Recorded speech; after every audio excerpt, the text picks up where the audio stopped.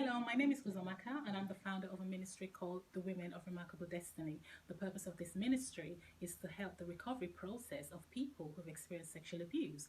I've started a teaching series called Overcoming the Effects of Sexual Abuse because I was sexually abused as a child, and it's taken me over 30 years to find healing and wholeness. And I had over 80 issues. So from that 80 issues, I've been able to design a program called the Seven Key Steps of Recovery. I've just started a teaching series called Overcoming the Effects of Sexual Abuse, and the first session is dealing with anger. I had issues with anger. I'll share my testimony, real life experiences, and also give you tips on how to overcome anger. You can find us on Facebook, YouTube, and LinkedIn at the Women of Remarkable Destiny. You can follow us at Twitter and Instagram at the word O3. It's a long journey. It's a process, but you can be healed. Thank you.